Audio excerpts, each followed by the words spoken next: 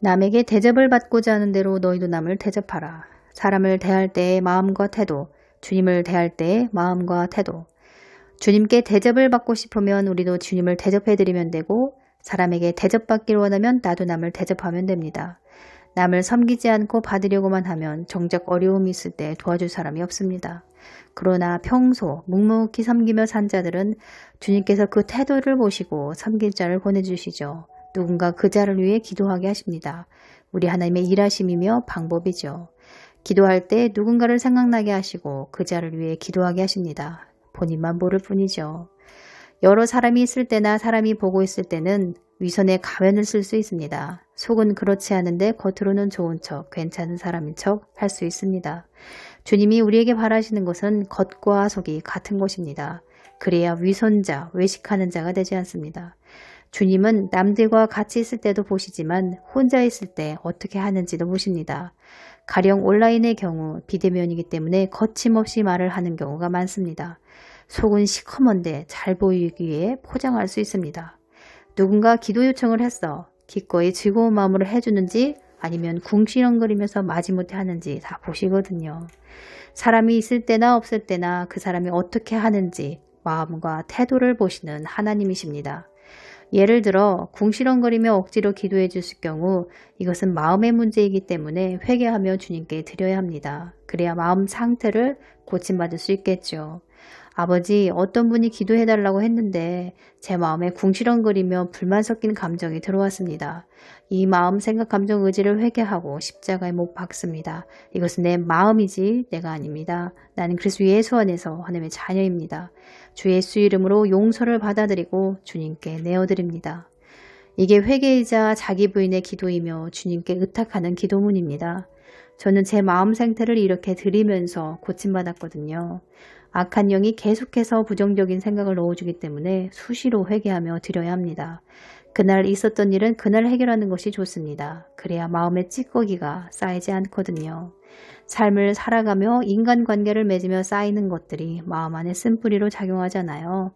그런데 쓴뿌리가 가득하고 혼이 세상으로 가득하기 때문에 마음과 태도가 좋을 때보다는 불량할 때가 더 많습니다.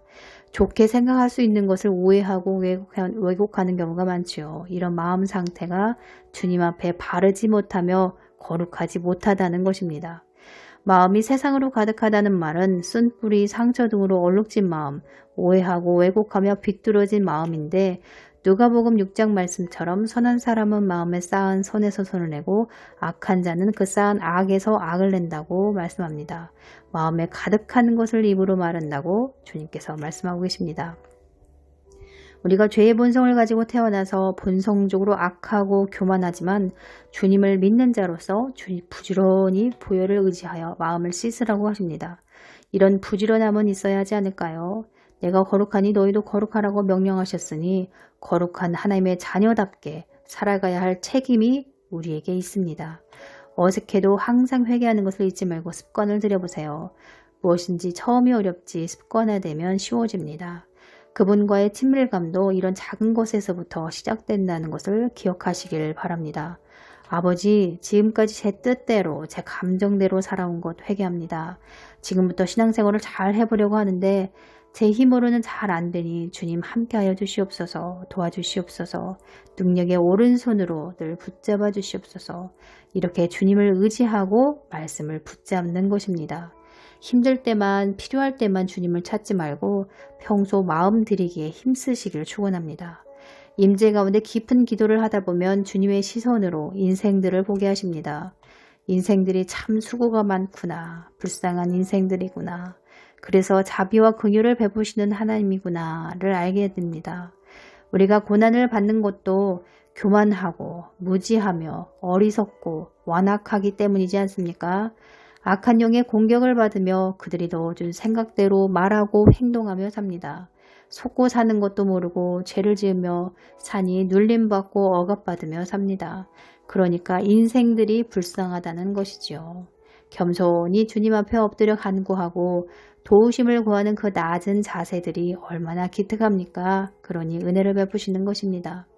어쩌다 한 번씩 주님을 찾는 자와 수시로 주님을 찾는 자가 있다고 해봐요. 주님 보시기에 누가 더 간절해 보이겠습니까? 수시로 주님을 찾고 구하며 두드리는 자겠지요. 자기 마음을 고쳐주십사 수시로 무시로 자기 마음을 드리는 자겠지요.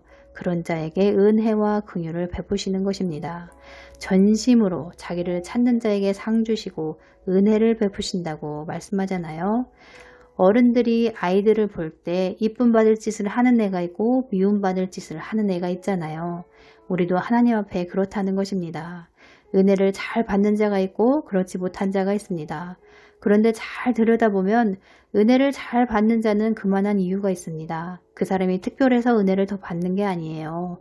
마음의 자세와 태도가 하나님 앞에 겸손하다는 것입니다. 자세를 낮추고 그분을 간절히 찾습니다.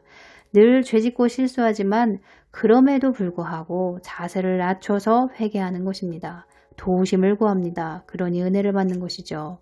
주님 앞에 정직하게 자기 행한 바 말한 바 그대로 아뢰며 토설하는 그 자가 하나님 앞에 정직한 것입니다. 이렇게 자기를 드러내 보이는 자의 하나님입니다. 순종하는 자의 하나님이며 산성이자 요새가 되어주십니다. 나의 하나님이여 주께서 나 마음을 감찰하시고 정직을 기뻐하신 줄 내가 아나이다. 하나님 앞에 정직하고 마음이 깨끗하며 거룩한 자로 그분 앞에 담대하게 설 수 있는 저와 여러분이 되길 원합니다. 감사합니다.